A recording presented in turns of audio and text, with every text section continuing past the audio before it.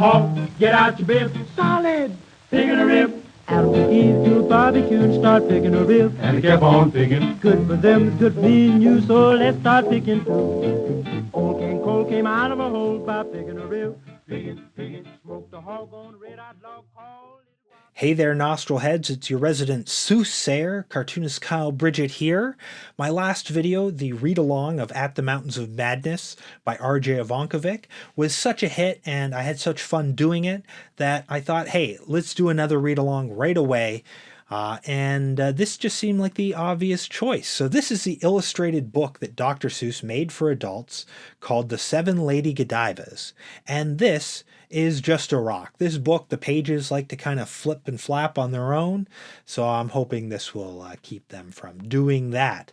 So if we open this up to Lady Clementina Godiva, Lady Dorcas J. Godiva, Lady Arabella Godiva, Lady Mitzi Godiva, Lady Lulu Godiva, Lady Gussie Godiva, Lady Hedwig Godiva, this historical document is admiringly dedicated. Forward. History has treated no name so shabbily as it has the name Godiva. Today, Lady Godiva brings to mind a shameful picture, a big blonde nude trotting around the town on a horse. In the background of this picture, there is always Peeping Tom, an illicit snooper with questionable intentions. The author feels that the time has come to speak. There was not one, there were 7 Lady Godivas, and their nakedness, actually, was not a thing of shame. So far as Peeping Tom is concerned, he never really peeped. Peeping was merely the old family name, and Tom and his 6 brothers bore it with pride. A beautiful story of love, honor, and scientific achievement has too long been gathering dust in the archives. Signed, Dr. Seuss, Coventry, 1939. The Seven Lady Godivas. Old Lord Godiva. On the 15th of May in the year 1066, Lord Godiva, Earl of all Coventry, summoned his daughters to appear before him in the great North Hall of Castle Godiva. For a long silent moment he regarded them proudly, for the 7 daughters of Lord Godiva had brains. Nowhere, he thought with great satisfaction, could there be a group of young ladies that wasted less time upon frivol and froth. No fluffy-duff primping, no feather, no fuss. They were simply themselves, and chose not to disguise it. "Girls," announced Lord Godiva, "today I leave for the Battle of Hastings, and," he added calmly, "I'm going by horseback." "Horseback?" The sisters looked nervously from one to another. In that day in England, the horse was not taken lightly. True, Lord Godiva had been experimenting with these animals for years, but the horse remained a mystery, unbroken in spirit, a contrary beast full of wiles and surprises.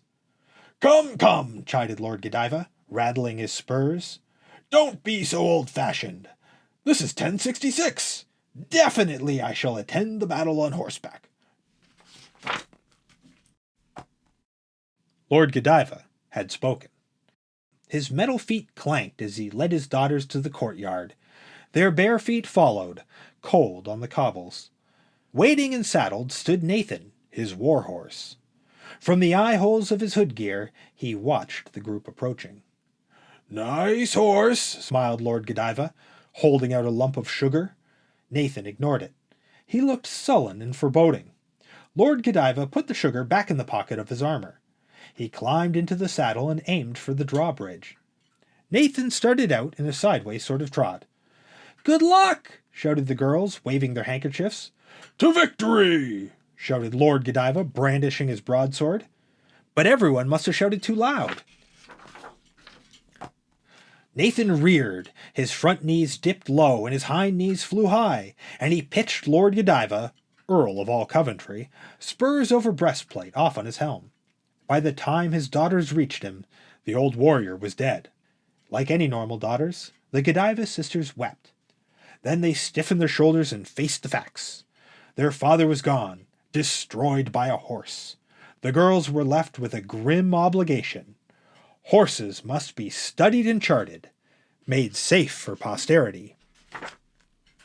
7 hands clasped over Lord Godiva's remains. 7 tongues spoke, 7 pledges were uttered. I swear, swore each, that I shall not wed until I have brought to the light of this world some new and worthy horse-truth of benefit to man. It was an oath of historic proportions. How long this horse-truth quest might take was something no Godiva knew, but each one knew that she was sad and sick at heart. Each one was in love. Each one was betrothed. That night, when the 7 peeping brothers came to court their ladies, nailed at every door was a copy of the oath. Very sadly, Peeping Tom, Peeping Dick, Peeping Harry, Peeping Jack, Peeping Drexel, Peeping Sylvester, and Peeping Frelinghuysen each dropped his bouquet into the moat. Then they all went home to wait. Teeny Godiva. The next morning Hedwig awoke in the chill of dawn. I am the eldest, she thought as she brushed her teeth. I must manage these oaths in a systematic way. She cut sheets of parchment and stitched them together. She bound them with care in a cover of rawhide. To the top of this volume she hitched a bronze chain. Then she knocked at her sisters' doors. Follow me, said Hedwig. Just that, and nothing more. 6 solemn Godivas followed Hedwig to the stables. Hedwig hung the volume just outside the stable door. Then she showed them the contents, exactly 7 pages, and each one a blank. Somewhere there are horse-truths, Hedwig said briefly. Each of us must find one and inscribe it on her page. An oath has been sworn. That oath shall be kept. So long as your page remains empty of horse-truth, so shall your life remain empty of love. A terrible silence filled the stable courtyard. The mind of each Godiva was far away with her peeping. Hedwig stamped her foot. Enough of this wishy-washy schoolgirl mooning. To horse! She shouted and plunged into the barn. A clatter of hoofbeats rang through the yard. Over the drawbridge they made for the fields, through the fens and the bracken, through thistle and gorse, through moorland and marshland. The great quest was on. But Teeny Godiva was not with the others. Left behind, left alone, left unnoticed, Teeny was too fat for any horse to carry. She sat down on a small pile of oats and wept. Her prospects added up badly indeed. No horse-truth. No horse-truth, no peeping. No peeping, no nothing. By and by the oats became very uncomfortable. Teeny got up and went into the stable. Dejected, she wandered past stall after stall. Out in the sunlight, her sisters were trotting, galloping, cantering, earning their love right. Here it was hot, and the horses dozed drearily. No cooperation, she sighed, as she trudged down the aisles. At Teeny's elbow a lazy mare yawned. An enormous crude yawn, uncouth and ill-mannered. Teeny stalked on. Then she sensed something strange, and she stopped and looked back. The yawn, to her amazement, was still going on. Wider and wider the beast's jaws stretched open. The yawn of all yawns, it blossomed, it bloomed from gap stage to gape stage, from gape stage to gop. At last it reached its zenith and froze there, ajar. Teeny had never seen anything like it. I say, puzzled Teeny, maybe this isn't a yawn after all. The horse, almost, seemed to be inviting inspection. She stepped up to the mare. It stood still and obliging. She stepped up quite close and peered down its windpipe. When her sisters returned to the castle for lunch, they found Teeny in bed. From the crown of her head to the scruff of her neck, she was swathed deep in bandages, ointment, and lint. "Nose gone," she said simply. "Teeny, poor Teeny!" gasped her horrified sisters. "Poor Teeny nothing!" A radiant smile filtered up through the gauze. "You know that mare Uncle Ethelbert gave us last Christmas? With the help of the darling, I filled in my page." "A horse-truth?" "A great one," said Teeny. "Don't ever look a gift horse in the mouth." In spite of the fact that she was in no shape for kissing, Teeny Godiva married Peeping Tom that very night. Dorcas J. Godiva. In their bachelor household next morning, the Peepings were in high hopeful spirits. A horse truth had been consummated on the very first day. At this rate, rejoiced the brothers, we'll all be married within the week. And at breakfast at the castle, Arabella, Mitzi, Lulu, Gussie, and Hedwig Godiva simply bubbled with cheer. The horse truth quest was going to be easy. But Dorcas J. Godiva sat cool and unemotional. It was a fluke, girls, she declared. Teeny was just plain lucky. And if you're planning to loaf around the barns and let the horses do the thinking, I warn you girls right here and now, you'll never win your peepings. Research, believe me, is our one and only answer. What research? Lulu, puzzled, looked up from her herring. Research, explained Dorcas, is the concentrated examination and correlation of the multitudinous phenomenon coexistent in some specific field of activity. For my field, I have selected the study of horse-drawn vehicular transportation. Her sisters were not interested. Leaving them to loll and lounge in the stables, waiting for horse truths to drop in their laps, the analytical Godiva plunged into her research. In buggies and tumbrils, in sulkies and shays, she rumbled through the highways and byways of Coventry. Each day a different vehicle, each day the self-same horse, and she watched his every action with a sharp and eager eye. But Thidwick, her horse, was a hard nut to crack. Stolid and placid, he pulled without emotion. His truths, if he had such, he kept to himself. My wagons, thought Dorcas, must be made more provoking. So she rigged up a gig she called Wagon Superior. She constructed the wagon part purposely low, so that every fourth step, when his hindquarters rose, the board slapped a rhythmic tattoo on his rump. Dorcas was right. Thidwick's smugness was visibly shaken. In his eye she detected a flicker of protest. She determined to pique him a little bit more. She rigged up a gig she called Wagon Inferior. Thidwick objected with ill humor and scorn. He had just about become accustomed to the wagon up on top, and now the wretched woman had slung one down below, down between his knees, so he had to trot wide in a disgraceful, undignified, bow-legged gait. His mood, at the end of the day, was just foul. Dorcas was elated. In the smoldering depths of his mounting distemper, something was brewing, and it might be a horse truth. So she went a step further. This gig she rigged up was called Wagon Anterior. Never from the horse's point of view had a vehicle been constructed with less consideration. The whole crazy business was backside to. Giddy up, called Dorcas as offensively as possible. That giddy up for Thidwick was the very last straw. He saw red, he saw orange, he saw green, blue, and violet. Something in Thidwick virtually exploded.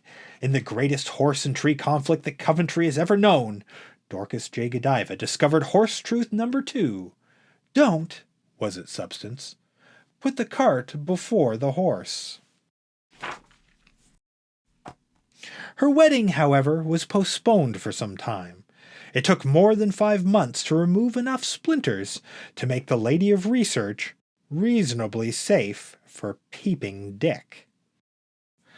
Arabella Godiva. If ever a horse had reason to take to drink, it was Brutus. Arabella was wearing the poor devil down. So anxious was she to wed Peeping Harry, that even when she slept, she worked the horse like mad. Nightly she would sleepwalk down to the stables, and all night she would sleep-trot over the hills. Brutus, of course, cracked under the strain. Somehow he had learned that the fermented mash at the bottom of the silo had a soothing, consoling effect upon troubles, so whenever he got the chance, he'd tip-hoof stealthily around the silo and indulge himself in a little quiet lapping. In no time at all, Brutus had degenerated into a drunken bum. "Look at him!" cried Arabella one morning. Brutus was suffering the most extravagant hangover ever experienced by man or by beast. He lay sprawled on his rumpled straw, his eyes bloodshot, his nostrils a-quiver. His addled head swam, devoid of all horse sense. As a colleague in science he was no help at all. "He's drunk," said Arabella, "and I want another horse." But Hedwig spoke up sharply. "Arabella, I've known Brutus since he was a colt so high. What Brutus is today, you yourself have made him. You'll stick to him through thick and through thin. Come along, girls." Arabella's sisters stalked out of the barn. Arabella frowned down at the old besotted Brutus. Through this dissipated hulk lay her only road to freedom. Brutus, she realized, would have to be reformed. "Oh, for goodness sake," she snapped. "Make a horse of yourself." She tugged at his halter. Slowly, painfully, he staggered to his feet. He swayed there, weaving on 4 legs of rubber. Through the open window, he caught a glimpse of the silo. His murky eyes brightened. "Oh, no, you don't!" shouted Arabella, and she dragged the poor creature straight out to the pump. "Pump stuff!" shuddered Brutus. "I'll die before I touch it." He did. Arabella phrased her horse truth in the oath book very neatly. "You can lead a horse to water, but you can't make him drink." Then, underneath, she scribbled, in a big conceited scrawl, "By the time you old maids read this, I'll be Mrs. Peeping Harry." Mitzi Godiva.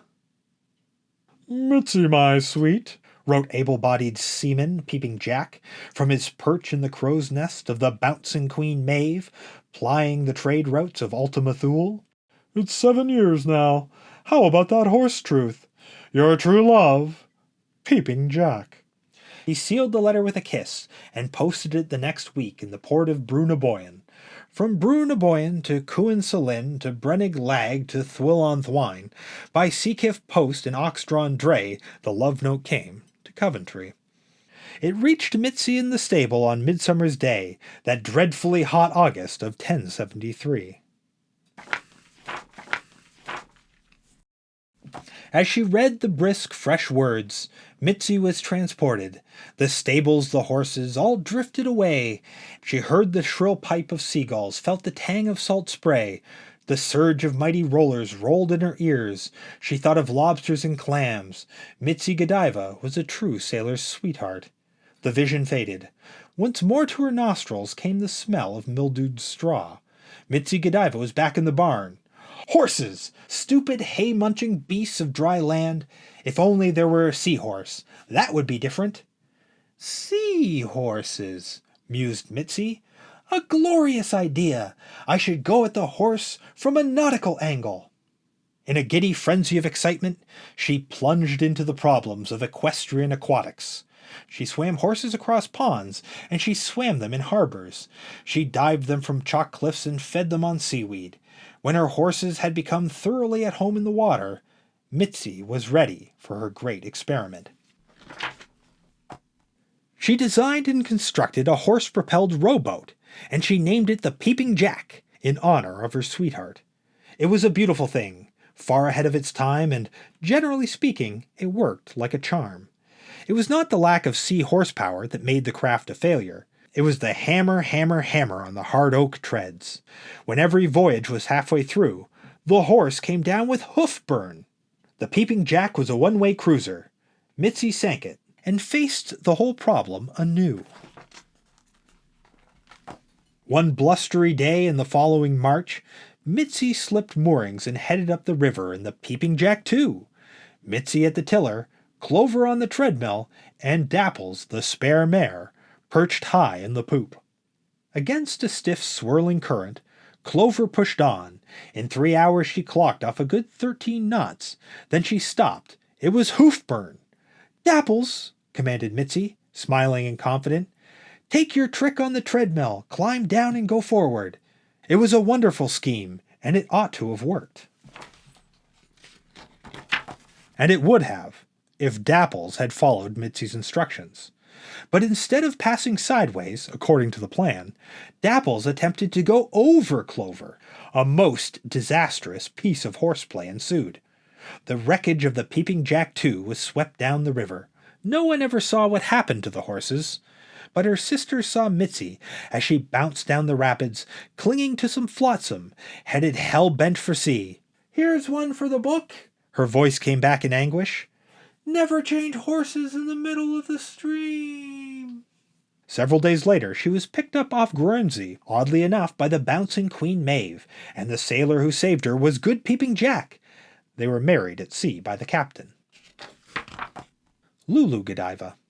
On the 16th of April, 1078, Lulu Godiva was kicked by her horse, fairly and squarely smack in the hayloft.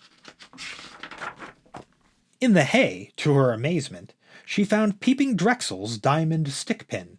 He had lost it there, a-trysting, on a previous occasion. Thus Lulu discovered that horseshoes are lucky. Lulu Godiva made a beeline for the oath book. She jotted down her horse truth and left the place forever.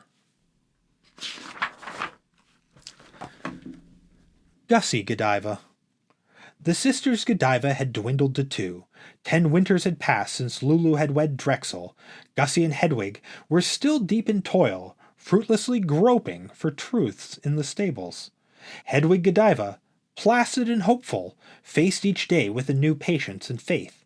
But Gussie took to thinking too much about love. Repressed, she smoldered with passions galore. Each night she dreamed dreams unbecoming a maiden.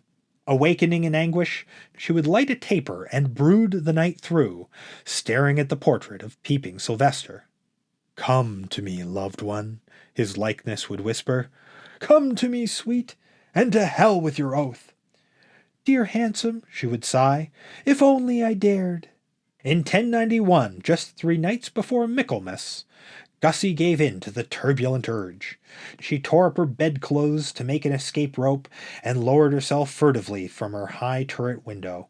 It was the night of Peeping Sylvester's birthday. Oath or no oath, she was going to surprise him. As it worked out, however, she surprised only Hedwig, who was a very light sleeper. "You climb," snapped Hedwig, "straight back up those bedsheets, and from now on, young lady, you'll be watched every minute." More frustrated than ever, poor Gussie climbed back. To elude the sharp eye of Hedwig, she realized, was impossible. There was no 2 ways about it. She would have to find a horse truth. She cudgeled her brains as she never had before. Her mind galloped wild among the most amazing thought lanes. By dawn she had her horse truth. A strange one, perhaps, but entirely legitimate. Hedwig, spying from a wagon, saw Gussie approaching. Eyes ablaze, she swept on towards the stables. She clutched a mysterious bundle tight to her breast. Hair streaming behind her, Gussie vanished inside.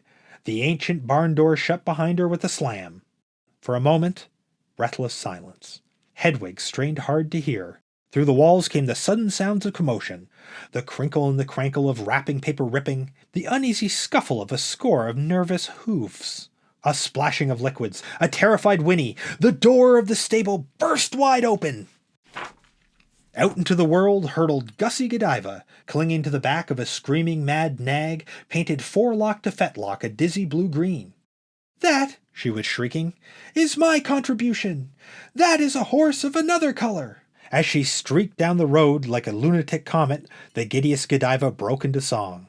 "Hi diddle dester, ho diddle dum, Peeping Sylvester, here I come!" Hedwig Godiva. Neither Hedwig nor Peeping Frelinghuysen was getting any younger. At 70, he had lost his job teaching harp at the county day school. When his fingers had stiffened, the school board let him go. "Now I can spend my whole time," he wrote Hedwig, "making plans for our marriage." Every warm day, the faithful old lover would pack up his basket and trudge with his dog to the top of the hill. There he would lie all day long in the sunshine, gazing far away at Castle Godiva. Its turrets still rose high, but no longer quite so proudly. Here and there a crumbling battlement had fallen into the moat. The bell in the watchtower was muted with fungus. Everywhere grew blackthorn, sour grass, and nink. The Castle Godiva was going to pot. With her bed and her bureau, Hedwig had long ago moved into the barn. Each day her situation was growing more critical. Time, had been taking its toll in the stables. On December 31st, 1105, she was down to her very last horse, Parsifal, and the poor antique gelding was at death's door with the gripe. Yet without frenzy, without panic, Hedwig attended the failing steed's needs, dosing him hourly with bowls of hot hippocras, bundling him on the half-hour in newly warmed straw. As the old year was dying, Parsifal seemed just a little stronger. Hedwig, for the tonic effect it might have on his spirits, got out her horn and blew the new year in. It was not just a blast that she blew, but a prayer. The hopes of a lifetime went into that horn, and something within Parsifal responded to the call. Hedwig finally went to bed smiling. She had pulled him through his crisis. Parsifal would live. He did live, but Hedwig never saw him again. While she lay deep in the sleep of exhaustion, horse thieves stealthily broke in. An hour before dawn, Hedwig woke with a start. Parsifal's box stall was empty. Her last horse was gone. Any other woman would have dissolved into tears. But Hedwig Godiva was not that kind. From the depths of an impossible situation, she rose to pluck a horse truth out of thin air. "Don't," she exclaimed, as she went out and did it, "lock the barn door after the horse has been stolen." The stars over Coventry winked as they watched her. With her age-mellowed bridal veil crammed in a satchel, she plunged humming through the snowdrifts to the cottage of her ever-patient peeping. The end. And at the end, we get the family tree of the seven Godivas, but it's also printed at the front, and I think it'll sit flatter. So let's just go there and take a quick look. Family tree of the seven Godivas. Mitzi with Peeping Jack, Arabella with Peeping Harry, Dorcas J with Peeping Dick, Hedwig with Peeping Freelandhuisen, Teeny with Peeping Tom, Gussie with Peeping Sylvester, and Lulu with Peeping Drexel.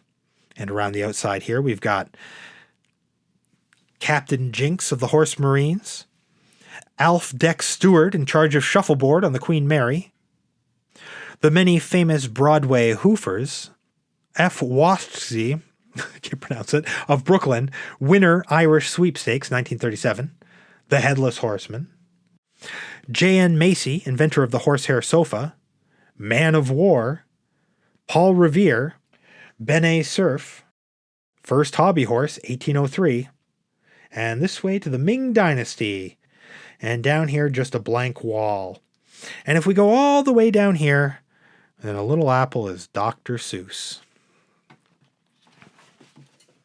Well, there you have it. That's the Seven Lady Godivas by Dr. Seuss from 1939. This really is only an adult book, and it's a lot of fun. I love all the innuendos. So if you enjoyed this video, make sure to hit like, hit subscribe. You can join the Patreon and get access to my videos uncensored, including Canonically Crumb, where I explore the comics and characters of R. Crumb's Crummy-verse. As well, you'll be thanked at the end of the program. And if you don't care about that, well, you can just flick off.